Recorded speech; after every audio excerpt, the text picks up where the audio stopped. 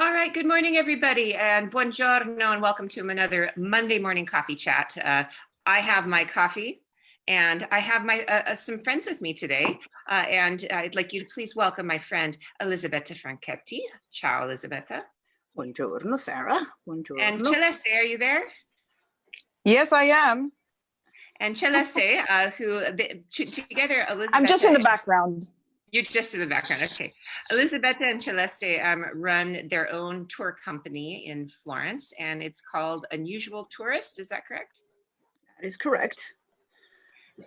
And you are an unusual. Wait, yeah, I am we all are, and it's unusual times, isn't it, to be appropriately unusual tourists? Absolutely, because any tourist right now in Italy is going to be unusual. So I've known Elisabetta and Celeste for, gosh, it's been what, almost 10 years that I've known you guys, right? You've known me since 2010, 11. We've known each other. Almost 10 years. Isn't that crazy? Yep. Isn't it? Oh, yeah. Every summer.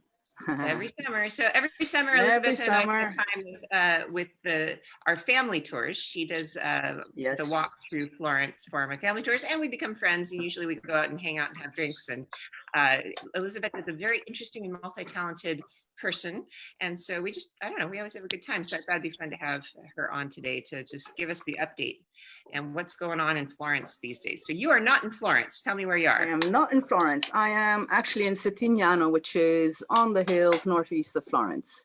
So for your friends who have been to Florence, they might remember Fiesole on the north side of town. And next to Fiesole, if you are giving your back to the south, so if you're looking towards Fiesole from the center, you would have Fiesole, which is a bit conical. Next to Fiesole, you have Maiano, and then you have Settignano. Fiesole, Maiano, and Settignano were where you had the quarries of Pietra Serena. And Settignano, which is actually a little town that, I don't know if I can show it to you. I don't dare move anything because everything might fall to bits, but it's literally, as the bird flies, 100 meters away from me, and it's where you used to have all the scalpellini, so the people who used to trek up to the quarries every morning and back home in the evening. And remember, Michelangelo grew up here because his wet nurse used to be in Settignano. Remember that he had properties here, and you do have all those lovely artists that used to come from around here, Desiderio da Settignano and others. So it's actually a really cool place to be. And by the way, I need to do a little call out for my host, because I have spent the last 3 months in the center of town in Via di Mezzo, which I always used to think that was a really cool place to be, because Via di Mezzo, the road in the middle. And if you think Italians use la via di mezzo as a compromise, no? And I've always thought, oh, how nice. I live in this road of compromise, in this road that seeks compromise, no? And whenever I suggested, or I don't know, whenever my friends had a problem, no, you have to find the via di mezzo. And I always used to think, it's my home, the via di mezzo. But during the quarantine, or during the lockdown, actually, via di mezzo acquired a slightly different connotation, like you are in the mezzo, in the middle of everything, no? And so I spent all that period there. By the way, you've been to my house, so you know that my apartment is long and thin, on a first floor with hardly any views. So I was invited. I was actually offered this beautiful house by the sister of a friend of mine, Alessandra, who is also a tour guide. Her sister, this is her home. This is actually her house. And she rents apartments in town, but she also has a beautiful, beautiful villa in Impruneta, which is literally on the other side of town, so on the southern side of town. And she is at the moment there. There was no one here, and she very, very kindly, bless her soul, I will kiss the ground on which she walks. She has literally saved me and offered me to come up here. And I've been here for 3 days. Yeah, wow. Yeah. I was going stir crazy, and so I've been here for 3 days. great place right behind the Duomo. It's so central, but yeah, it is a little on the dark side. And most people in Florence don't have outdoor spaces. So, I mean, I think those of us, at least in Seattle, that have been on lockdown for like 2 months now, okay, but I have a backyard. That's kind of, how is that then not being able to go outdoors, really? Backyards do save, views save. Halfway through that period, I actually escaped, and I actually broke lockdown to go to a friend's house, and I just spent a night. She lives in Piazza. Do you have in mind Piazza d'Azeglio, next to the synagogue? I've been there once. Yeah, it's a beautiful square, and she lives on the 4th floor. That's where and Ruth so she has house is, isn't it? Yeah, I know what you're talking about. And she has all these lovely views from all her windows, these views of the hills on the south of town. And I went there one night, and literally I was looking at the views, crying and going, okay, there is life beyond this, it's not all about my little persianas. And so that really was nice. And now this, and thank you, Paola, for giving me this opportunity. That is so wonderful. So what are you doing with your time out in the countryside? Are you going for walks or drinking wine and stretching? Yeah, and taking it all in, and taking in all this beauty, and as a reminder of where I am and the beauty that is around here and how beautiful nature is. And my plan is, I've walked these hills throughout the years. I've been a tour guide for 20 years now. Started in 2001 working as a guide. And I have walked the hills from here to Fiesole quite a lot because I just love those quarries. It's so interesting. And you can still see the quarries of Pietra Serena. Pietra Serena is the gray stone, that you see, the stairway of the Uffizi. That's all Pietra Serena. And it's actually quite lovely and interesting because you see these quarries and you can still see the chisel marks and the methods that they used to extract the stone. I think this is where the stone for the Medici chapels came from, for the new sacristy, for the Laurentiana. So it's seeped with history. These hills are fascinating. And there's trails that you can follow that are the trails of the Scalpellini. So the trails that these men used to go on to go to the various quarries. So there's a lot to explore around here. I've never thought to go hiking in the hills around Florence. That's a great idea. This is very, very beautiful. It's at times not very safe, but in the sense that at least the last time I was there, some areas were a bit crumbly and stuff, but it is very, very interesting. It's very interesting. This is also, remember, this is also where Leonardo did his flying experiment. What's that? This is also where Leonardo in Fiesole, where Leonardo did his flying experiment. Well, he didn't. He shot the guy down the hill. Now fly. Yeah. Ora vola. Also because, tell me if you want me to continue on this trend, because I just love this. I just love these hills.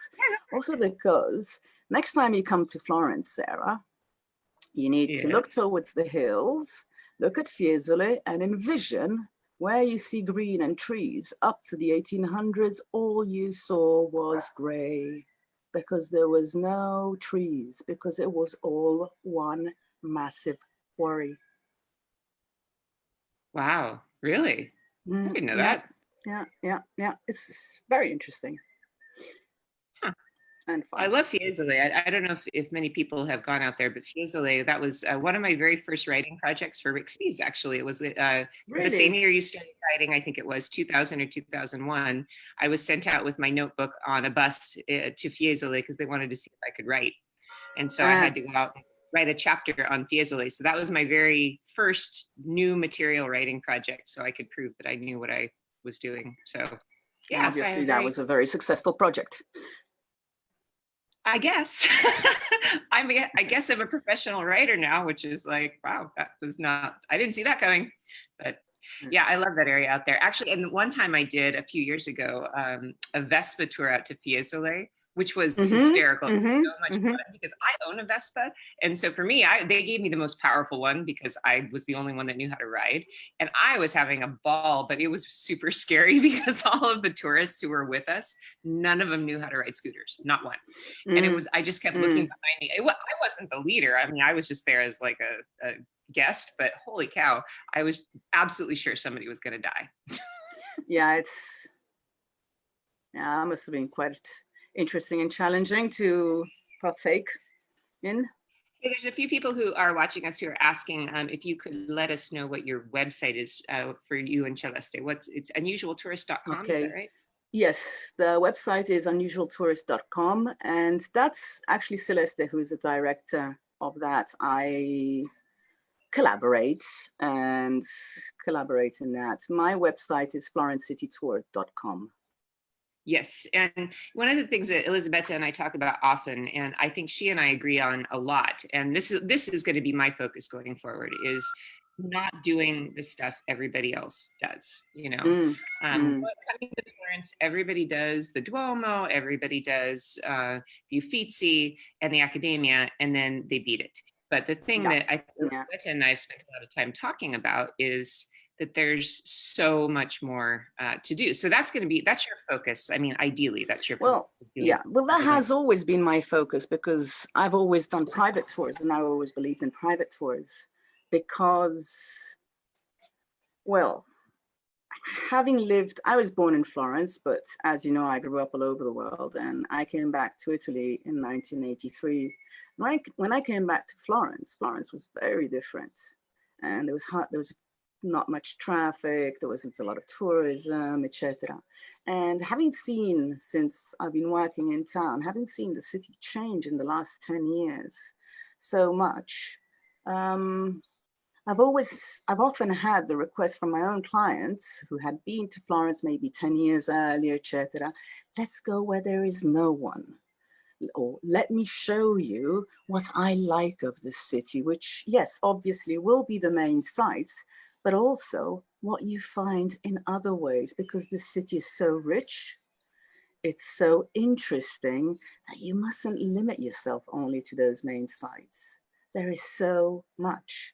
And in the last 10 years, what I have been focusing on with my tours, with my clients, is that, because let me confess, I don't like crowds. Really? So, you're playing on my plate, you're playing on my favorite, on my plate, or you're dishing it out on my plate. So let me show you what I like. And what I like is what I think the city is, the history of the city and what the city is in its essence, which we do see where all the crowds are, but you can also see it in so many other places of the city which are hardly ever visited. So and this is one of my visions of the future. Is I've been joking for a long time that I want to start a tour company called Trust Me, where I don't tell people what the itinerary is, and we don't do any of the. Oh yeah, you told me that. You told me that. You told me about that. I think it would be so fun. I mean, just the times that you and I have been just wandering around the city. I mean, we've popped into all kinds of interesting things that nobody would think. Florence in particular is rich with places that you can go that you will find zero tourists, and it's full of master. Exactly. Like, I know that one of your favorites, can I tell people one of your favorites? Is that okay? Which one are we talking about? Your favorite chapel? We're gonna have to open up anyways, because with all these lovely things that are happening, it will be also a attempt of everyone to go and seek for places where there are less crowds. So just whisper it, because then it will be problematic. It's teeny weeny. I think the one that you're talking about is the small one. Yes, well, we have a mutual friend, and I ran into him in Florence one day, and he goes, "Let's go find Elisabetta." And I'm like, "Well, we can call her." And he goes, "No, I know where she is." And so we go over to the chapel. It's a little chapel that's out just outside the city center.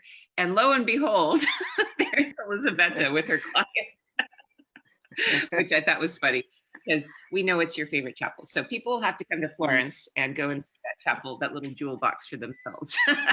Are you talking of the Bonomini? The Chapel of St. Martin? Yeah. Wait, I lost you there. Yeah. Which is a little jewel. Nice chapel. Yeah, it's a jewel. It's a jewel. But there's so many jewels in the city. Yeah, people are going to come and spend, let's say, 3 days and do nothing famous. Is there plenty to do? Oh yeah. And 3 days are not enough. 3 days are not enough. And there's plenty to do in town.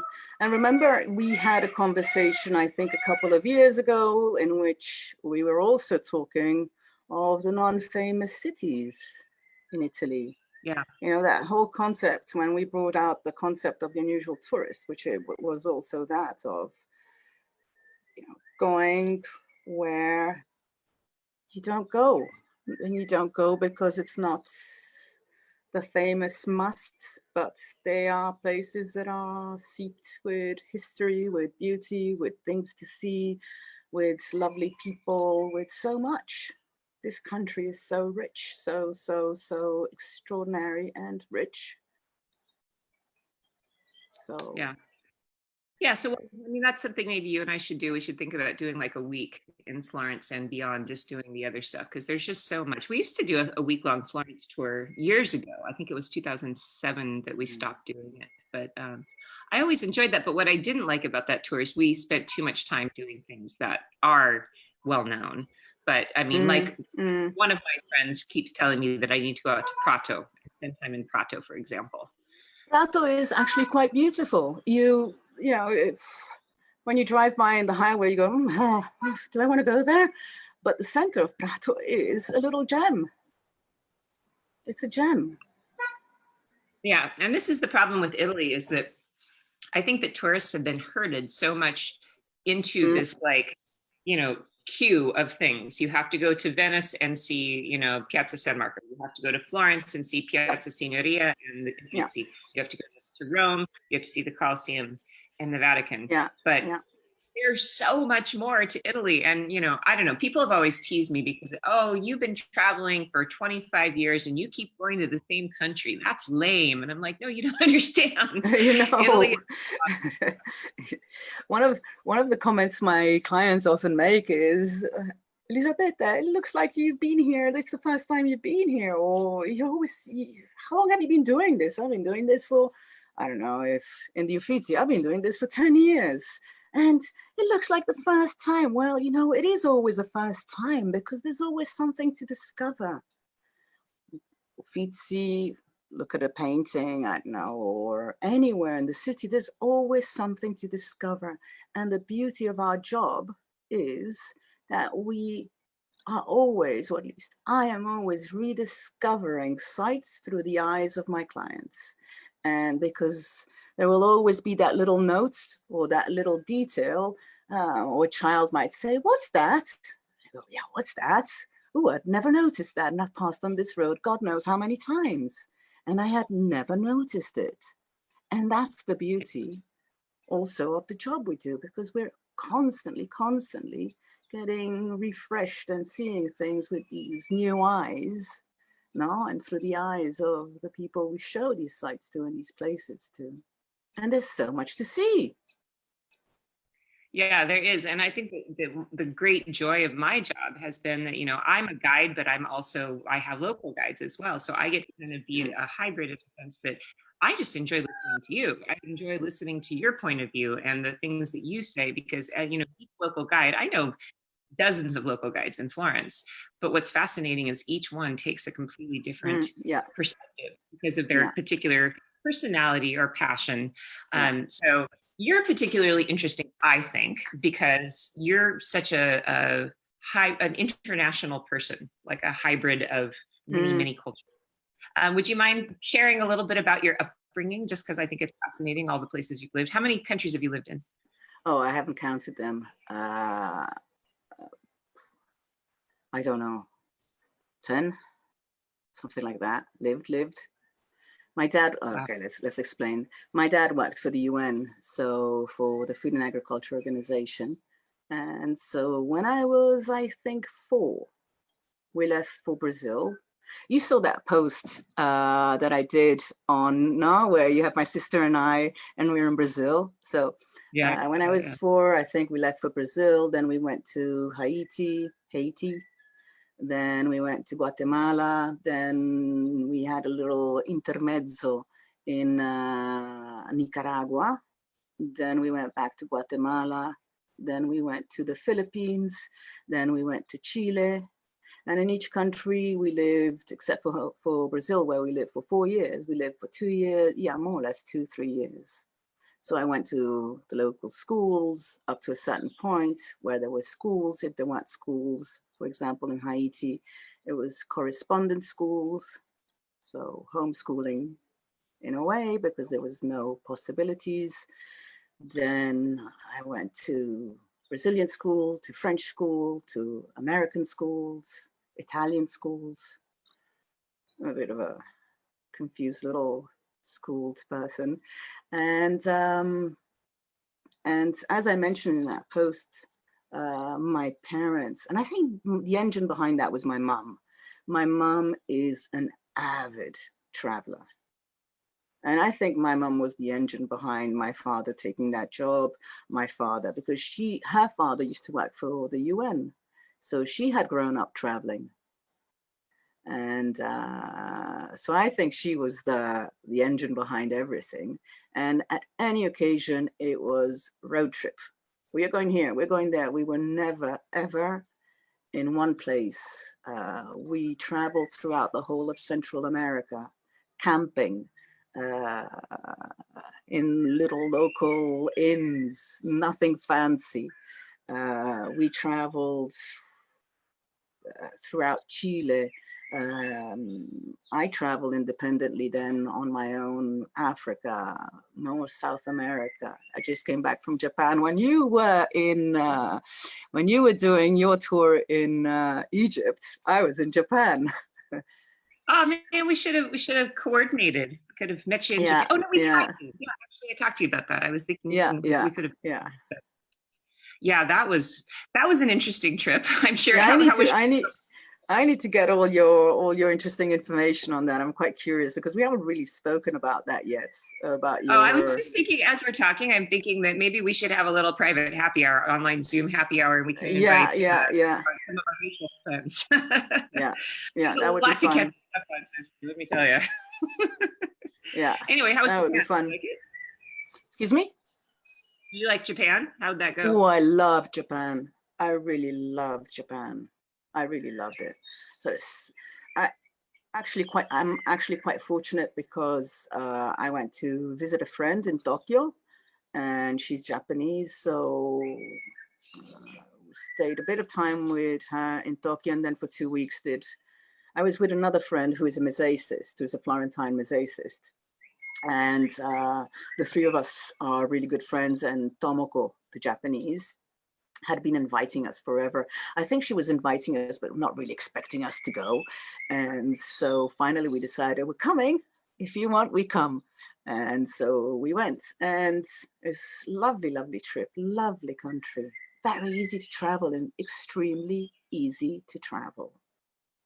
Very easy. Very, very well, that's on my list because as you know, Nico, who you met this summer, he's learning Japanese. So one of these days, once we get there, once we can actually get on an airplane. So, and I should warn you, by the way, that if airplanes start flying this summer, I'm coming. So. Well, that thing that you said, we should do a Zoom meeting. And I was thinking, no, Sarah, we should do a real, face-to-face meeting in front of a proper table with a proper drink. Hey, is our favorite wine bar open? It is, I think, isn't it? I honestly don't know. Because a lot of things have opened and a lot have not. So I honestly don't know. Yeah, I think it is. I think the one that's over by the Duomo Square. I think that place. Oh, that might be open. Yeah, that might be open. If you're talking about the other. Your very interesting life story. So I'm just curious because I don't think I've ever asked you this. What prompted you to become a guide? What prompted me to guide? Yeah. Is it? Because you were a painter before that. No. Painting has always been a hobby and a way of putting things together, or at least let's put it this way. My explanation to painting is the via di mezzo. It has allowed me to put together this very interesting past in very poor countries, in a radically different reality. With what was Italy in the 1980s and the 1990s, very opulent, very La Milano da bere, etc. And so I might have mentioned to you that my first culture clash, what's the word when you go into culture and you don't understand, you have culture shock. My first culture shock was coming back to Europe. That was when I had my culture shock, because I was used to living in radically different realities, and coming back to Europe was, whoa, what is this? Because I was used to extreme poverty. I was used to seeing people living in a different way. And I started painting to bring these elements together, to bring that history or that story that I knew with this new reality that I was living in, which I knew but was learning to know better, but I couldn't seem to put them together, and painting allowed me to do that. So it's not that I paint for a living, I paint for my soul. So I do the same thing. I do art for the same reason, just because it's good for it. It's something.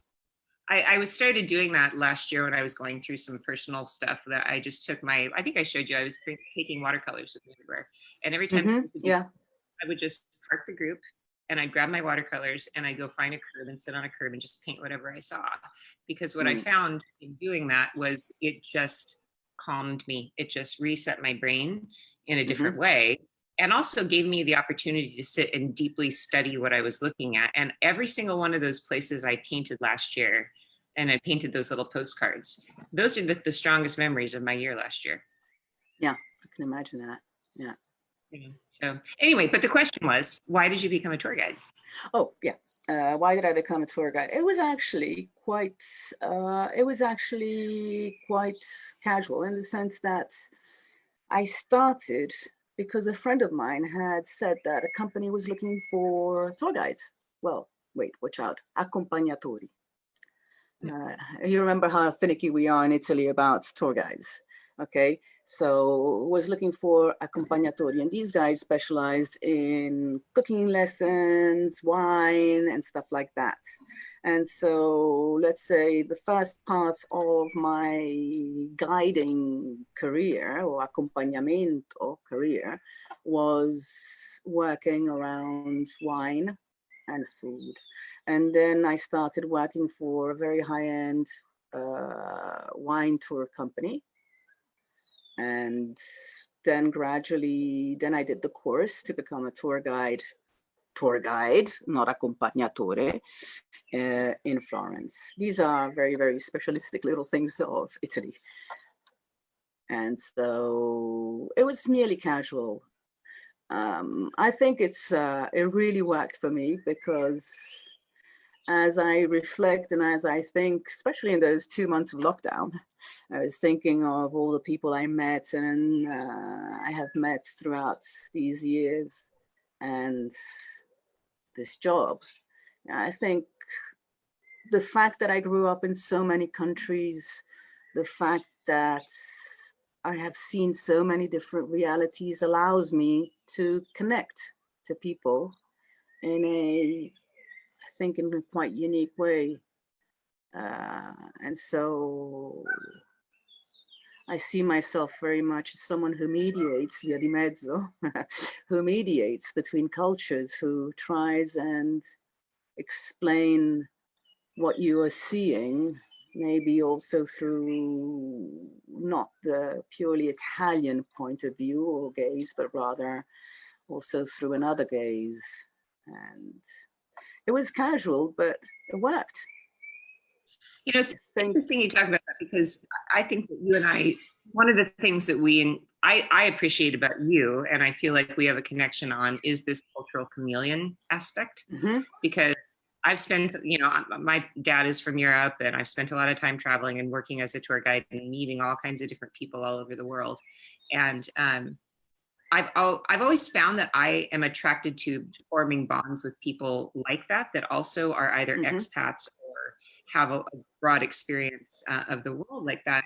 And I've never really wrapped my mind around what it is that connects me with those kinds of people. But I was in Thailand last year with a friend, and he was saying to me one day how he found it really disturbing how easily I just slide into a new culture. And I pick up the local language, and I pick up the local customs, and I just roll with it, interact with the local people. And it had never occurred to me until somebody kind of close to me, but an outsider, looking at me going, "You do that, and that's a really weird skill." I mean, it wasn't a bad, like, that kind of terrifies me, the way you can just slide into a new culture. And I went, oh, that's that thing that I like about some people like you, that like people that I connect with. That's the thing I just think is interesting. These people who were kind of like a new breed of people somehow, people that have this broad experience. I don't know. What do you think about that? It's quite a modern feature, in the sense that in such an interconnected world, because we are so interconnected, and today through travel, etc., yes, it is a very modern thing, because you get to travel, you get to see places, and rather than being aloof and not allowing these to touch you, you try and understand them. And we have that opportunity we have had that opportunity to see so many beautiful different places. And travel is that, isn't it? I mean, travel is observing, taking it in, and seeing the differences, and understanding the cultures, and oh wow, look at the way they do that. How interesting. It's a funny thing. Another thought that I've been rambling a lot in these last 2 months of solitude in my little teeny weeny apartment in Florence. Another thing that I was reflecting on and thinking about was, I don't know if I ever showed you the Tiles of Florence. Have I ever, in one of our various roaming arounds, have I ever shown you the Tiles of Florence? Have we ever looked at tiles together, roof tiles? We've never looked at tiles together. That's something I do quite a lot now. And why do I do that? Because on these, especially on the old tiles, the coppi, which are the round ones, the round little tiles that go on top of the two flat ones, you see the hand gestures, the gesture of the hand of the guy who worked those. And so you see these hands, you see the hand marks, the print of whoever made that tile. And that reminds me of, and that's why I'm so excited when I see that. And I tell my clients, look at that. That is so cool. Look at that. You see the hand gesture of that dude. We don't know who that dude was, but look at that. I don't know, maybe 200 years later, we're looking at his work and we don't know who he is, but wow, that is so cool. And that reminds me of something I saw in Bolivia, where I saw this little family. We were running around with my father. This was in the 1980s.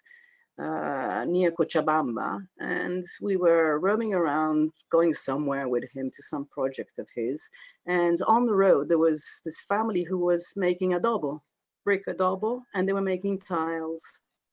And this guy was forming the tiles on his thigh and doing that gesture with his hand whilst forming the tile. And every time I see the tiles here, I think of that man who was doing the same thing in the 1980s. And this is what travel allows you to do. to make these connections now and to see, wow, look, there's still people who are working that way. What you see today in Florence, maybe that was done 400 years ago, was done with a similar technique that you see today in somewhere else in the world. And oh, how fascinating is that? And how beautiful and poetic is that? Well, it's the cultural connections that the kind of span across. It doesn't matter where you are. I mean, there's tile makers in every country in the world. yeah. So yeah. No, I think that's really beautiful. And also looking and seeing the echoes of human actions throughout the centuries. And maybe that's what attracts me to Italy so much, is that there are fingerprints of 3,000-4,000 years worth of human activity. Exactly.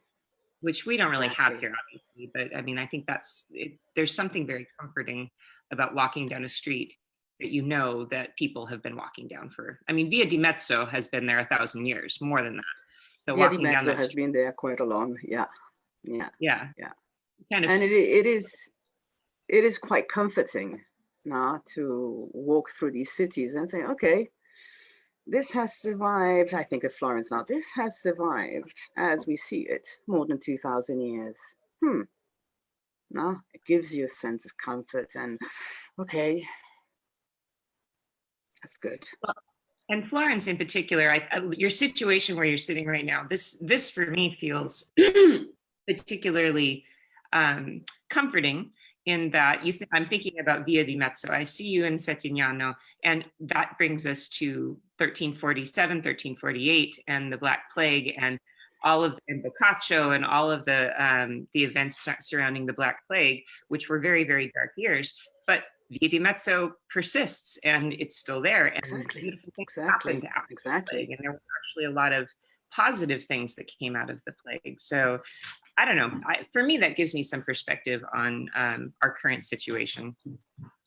No, I mean, the perspective, I think it's not only the plague of the 1340s, it's numerous plagues. It's so much hardship. It's 2 world wars. It's so much. And it's quite funny. On regards to all this, I'm bringing you back to lockdown. When I was in Via di Mezzo, one morning I opened my persianas and I see a lady in front of me who, honestly, me working, I had never seen, because I work, I go out in the morning, I come back in the evening, boom, eat and go to sleep, essentially. And I saw this woman and I go, buongiorno, signora. Buongiorno, buongiorno. And she goes, it was the beginning of lockdown, and she goes to me, mamma mia, ho visto la guerra. She was a young child in Second World War. Ho visto l'alluvione, the flood of 1960, oh Lord, 1966. I have a moment of drama. Yeah. E ora vedo questo. And she had always lived in that apartment in front of me in Via di Mezzo. And with her family, she was there in Second World War. And she had gone through the war. With her family, she was there during the flood. And sfortunatamente mi tocca anche questo. Però mi tocca anche questo. I have to do also this. And she's still there every morning, opening her window, and we wave hello to each other. So yes, take it back to the plague, take it back to everything. But hello, look at that woman in one lifetime, and she's still there. Going, e sono ancora qui. Yeah, well, and that ability to persist no matter what, I think is really I don't know, it's a good perspective, because I think a lot of us feel like these are end times, but how many times have people felt like it was end times, you know? As I tell my mom, who once in a while will call me, oh, Ellie, I will never hop in a plane again. Mommy, it's temporary. Don't worry, it's temporary. It will pass. We have overcome as society, as civilization, as whatever. Or we might fall and rebuild, etc. But it will pass. No? It has to. Yeah. My personal feeling is that it's actually going to at least tourism and travel, I think, is going to start again in the next few months for those who are, I think, adventurous enough to do so. I hope so, because I'm looking forward to coming and having a spritz with you and having a chat in person, as you said. So that would be I think nice. for somebody like very you, nice. it's particularly hard just because I'm cut off from my people. Yeah, that's hard. But look, while I was in lockdown, I was once in a while, I didn't go on Facebook, and I didn't go out, or at least I didn't go in those Facebook and things too much, because at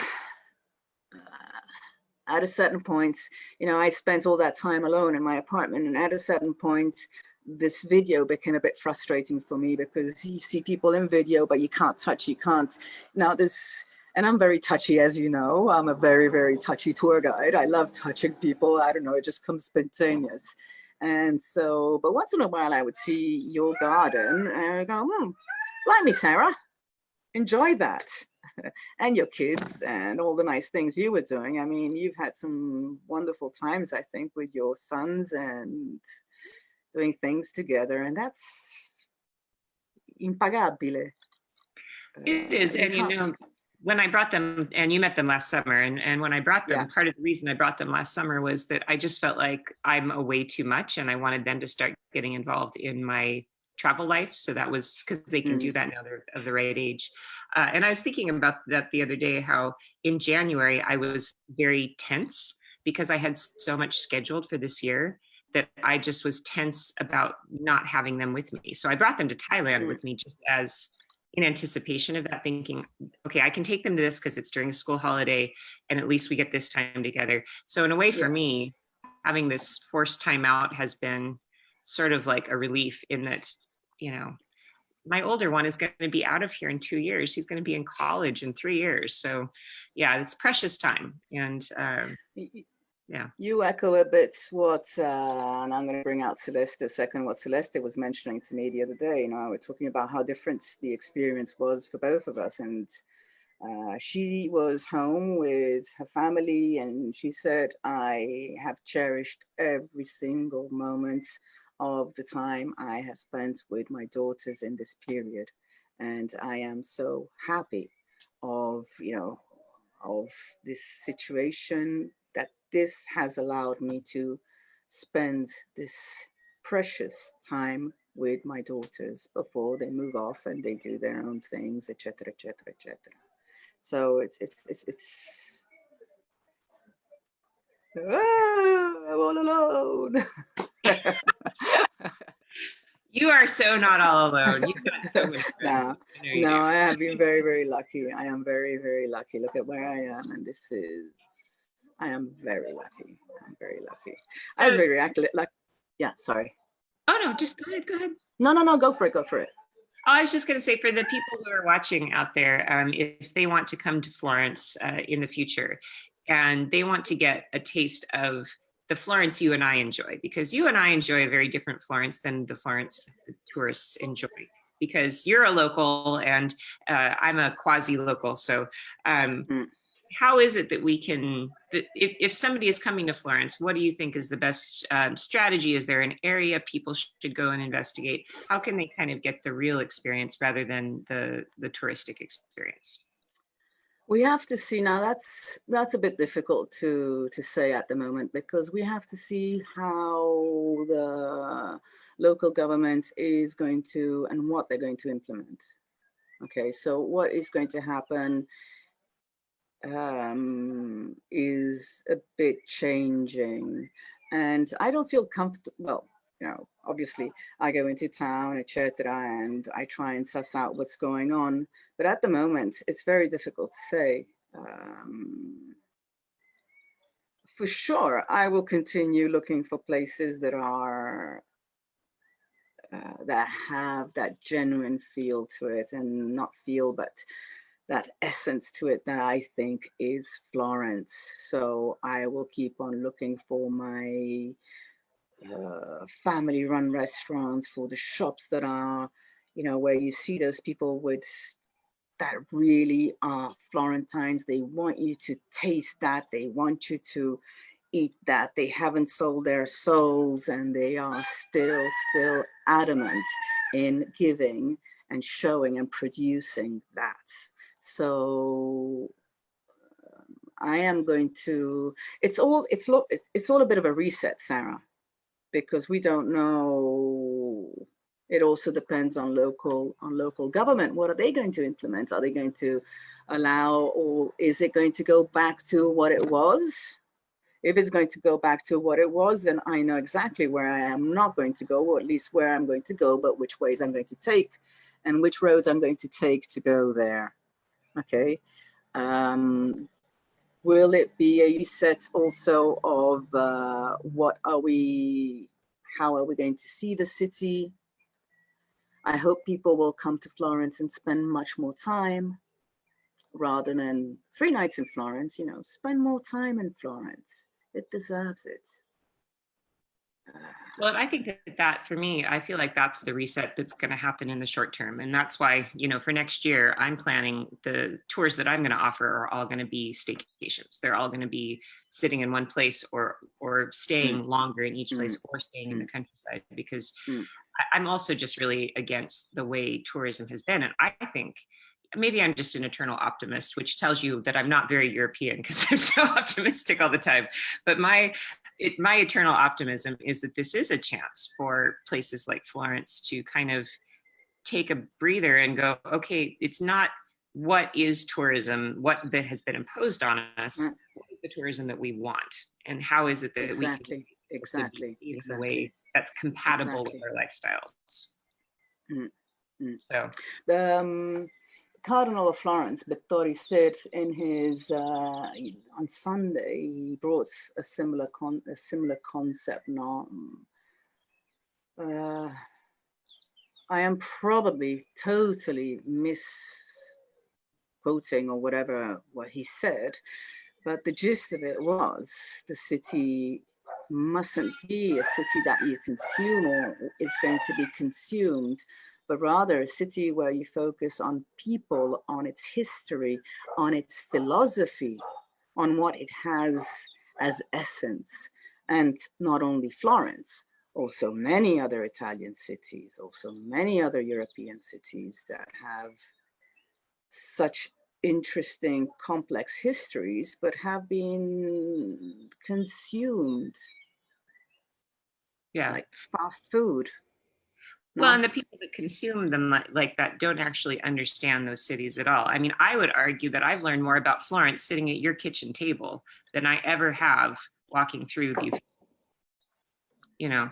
I think that that's the thing, is that when I think of all the hotel owners that I've become friends with, that we, sit in the breakfast room long after everybody's left and we just talk about local politics, or we talk about what's going on in their lives. And for me, that feels like a more valuable visit than blitzing through all the famous works of art and not even understanding. Some people, I think, look at those things and they don't even understand what they're looking at. So yeah, I mean, I think going forward, you're right, focusing on the people, the daily lives. What is it to live in that particular city?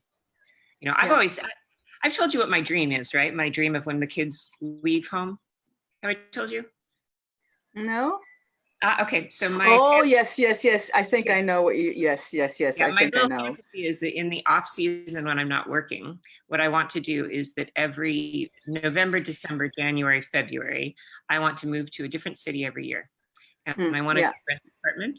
I want to learn the language. I want to go to the theater. I want to make friends there. I want to just deeply study one city a year, and not just in Europe, but anywhere in the world. Just go live in Bangkok for a year, go live in Berlin for a year, like that. And that, I think, because I just feel like that would be such an enriching experience to actually plant yourself somewhere for an period of time. So you've done that though in your life. So. Yep. I've done that. Very, very, very immersed. In a very immersed way. Do you plan to stay in Florence? Are you going to ever live anywhere else after this? I don't know. We'll see. We'll see. I don't know. As you know, I tend to dream a lot. Also, I have my little Pindaric flights, especially when I get to the middle of the season and it's, I'm so tired. And so I do start flying around and go, oh, where would I like to go? But no, I don't know. I really, really, I mean, I do love Italy. I do love Italy.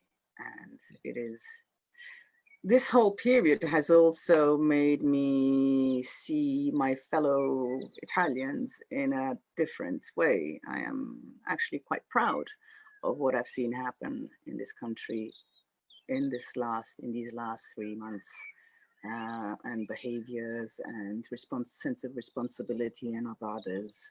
So it's been very interesting.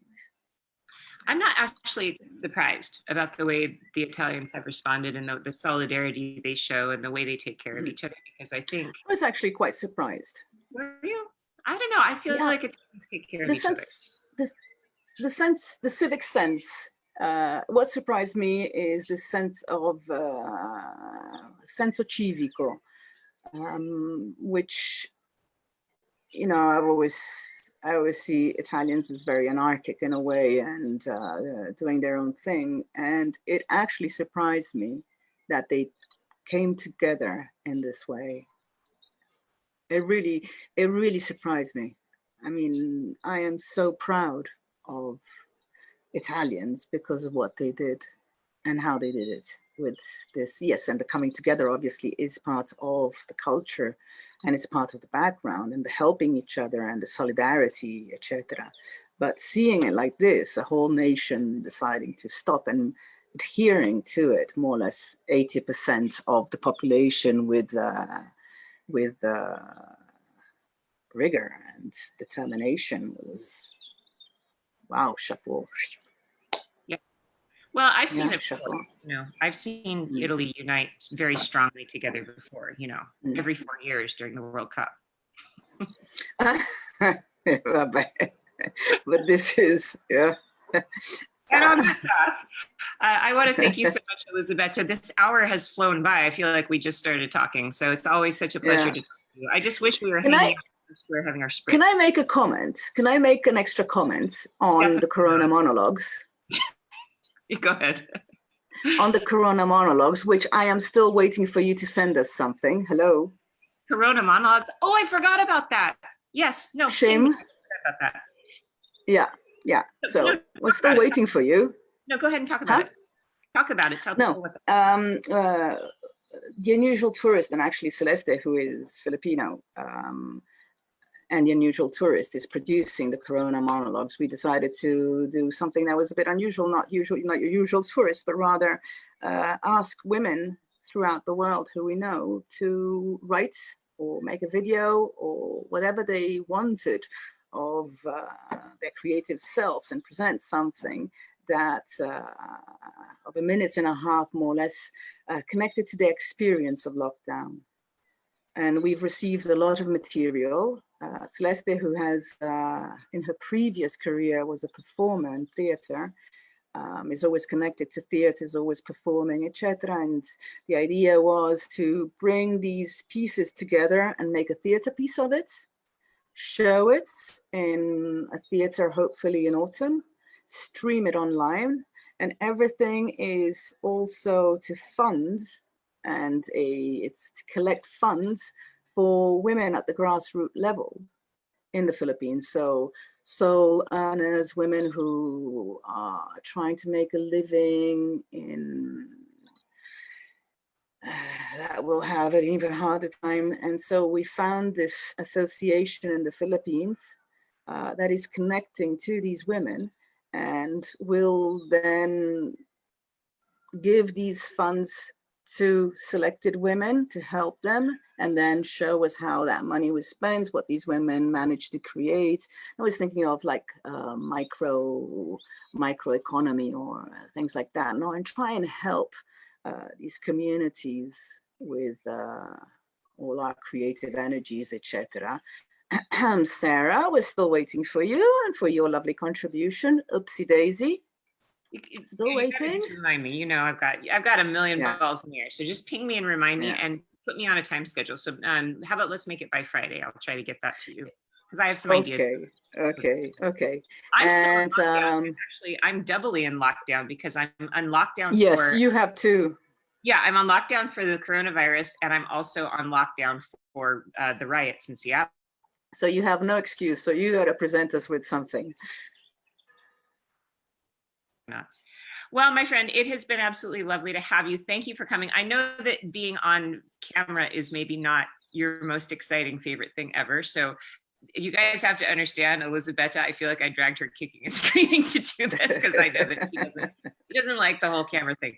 But it has been wonderful talking to you. And I'm so happy that all of my followers get to meet you because I think you're fantastic. Thank you. And, Thank you. If any of you are out there planning to do a trip to Tuscany or to Florence, please do contact Elisabetta. You can find her on Facebook at Florence City Tour. That's her Facebook page. And she writes yeah, florencecitytour.com, because there's this guy he does electric carts. So please do not go with the electric cart guy. He took florencecitytour.com.